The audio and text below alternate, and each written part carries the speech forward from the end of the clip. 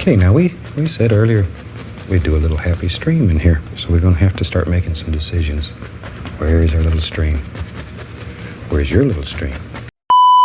Well, hello everyone, and welcome back to A Tribute to Mastery, where we're recreating yet another Bob Ross painting. And of course, we have our water handy, as well as our brushes, and our paint.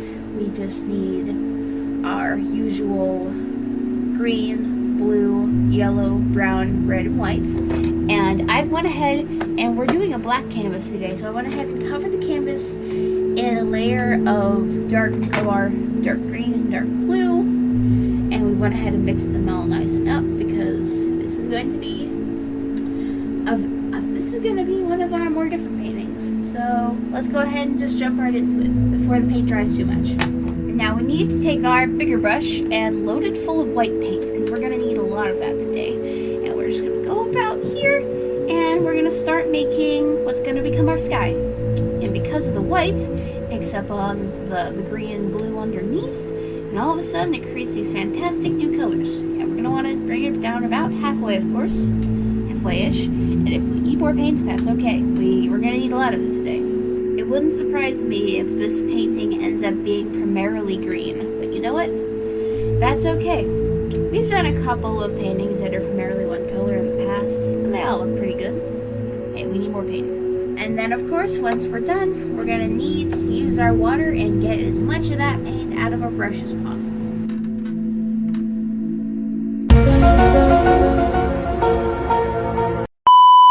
To just get rid of the water so that whenever you go back to your brush, you're not getting water everywhere. Because that starts to, because that can make it very, very messy really quickly. And then once that water dries, the paint's going to still be there, and you'll have these weird marks, which sometimes can work, but most of the time it doesn't. So now we're going to get some yellow and mix it with a bit of our green, bit of the green. We'll need that much green though, because there's already green on our canvas. Now, we're just going to go in here, and we're going to start making some background tree shapes with our yellow. And don't worry if it's too yellow, because that yellow will very soon begin to mix with the green in the background. It's just how it works sometimes. Yeah, this is why you gotta be careful not to waste paint, because then you're gonna start running out of paint, and that's no good. We've already got something going on here. Looks quite nice. Maybe we'll put a little bit on this side too, a bit right there. Put some here, and then we'll go down here and put some here too. And we kind of want these shapes all around here, just a bit. Not too much, because then it starts to look like it's just more of the sky. But you should be able to halfway get something going just with these few shapes. And we're going to go in with some brown, and we're going to mix it in with some yellow and some white, of course. Get that white there. And mix all three together. And now we can start going in and making some branches for these trees. I'm going to try to make these consistent, but who knows. That'll probably end up changing. And if your edge ever gets not enough paint on it, you can always just bend it over, and there's the paint on the sides that you can work with. We can have one go way up here, most of the way through it, just like that. You can have your branches and trunks look however you want, but for me, I want them to look like this. Having some that are kind of curvy like this, even have one going in here. Just like that, we've got some nice trees going. Aren't they beautiful? We're gonna go in with our big dirty brush and mix in some more yellow. And this is when we can start laying in the first hints and possibilities of some ground right in here. And if you need to, you can go back and get more yellow. The yellow is what really makes this pop. We pretty much always use yellow for these plants, so it makes sense, I would say. Okay, we'll have a little bit up here too. I don't know if I've ever seen trees and sky quite like this. All this green reminds me of some spooky books I used to read when I was younger, or well, sort of. I always liked Goosebumps growing up, which is the book series I'm talking about. But I didn't end up reading most of the books until I was quite a bit older, and I found a huge box of them at a local garage sale not that far from my house. And we bought the whole thing for, what, a couple dollars? I think we got the whole thing for like $10. was it like $8? I think it was like $10. But $10 for a majority of the original Goosebumps books, plus a couple others, plus like some Animorph ones. That's a really good price. Like literally, it had most of the original 64, and also most of pretty much all of the Choose Your Own Adventure books, which I haven't even gotten through all of them. Like I've gotten through most of the books, but not the Choose Your Own Adventure ones, just because it's so much. There's so much, which I might need to get a read. But then again, I've got other stuff I'm trying to read too. So that is the only thing with wanting to do stuff, but not having very much motivation to actually do it. Because stuff tends to build up, which can be a little bit disheartening, or at least frustrating. And we're gonna go in here with plenty of our yellow, and we're gonna start creating maybe these sort of layers. Creates the illusion of hills and stuff. It's kind of going on this inward slope. Have it going out here, this way, just like this. This is already looking quite nice, I would say. Gray-green. This is great for all you green lovers out there. Now we get to the fun part, is we're gonna go in with some white, as much just straight white as possible. Try not to get too much little mix in there. Go about here. This is about where we're gonna start putting in our babbling brook. The start of it, at least. It gets a bit bigger as it goes out. It's okay if your colors aren't quite perfect, but you do want it to be mostly accurate to what you want. And just like that, you can add some depth to your painting. Just like that. With just a few quick strokes. And we can have it go out here. And then we can start painting in our water. And now we can just go in here and we can start adding in the foam and stuff for our water. We're going to want especially a lot of foam right in here. This is where the water and stuff actually meets and all that. You can have it moving out here. We don't want to cover this entire thing with white, of course, but we do want to have a distinctly be able to tell where it is. And we can even have it going all the way out here. Want there to be little indications of other stuff, maybe a couple pull downs that we can go with that same color, and we can, okay, I need a little bit of water. Not too much, but just a little bit. Just to reactivate it a little bit, and we've already got something going here. Just like that. Put a little bit in here too. Yeah. We're gonna just sort of pull this down into here a little bit, all the way in here. And we need more variation in our colors, so I'm gonna mix in a bit of the, I'll mix in a little bit of the white. Not too much, because the white is already being used for the water, so we don't want it to look like there's like a bunch of like water on land or anything. But we can mix in some of the yellow and the brown and the white and all that, and make some variation in our grass here. And we can even go ahead and we're gonna bring this down right here to the bottom, like flow off our paper, or our canvas. Just like that, we got something going. We will need some more white though. We need as much of this foam as possible.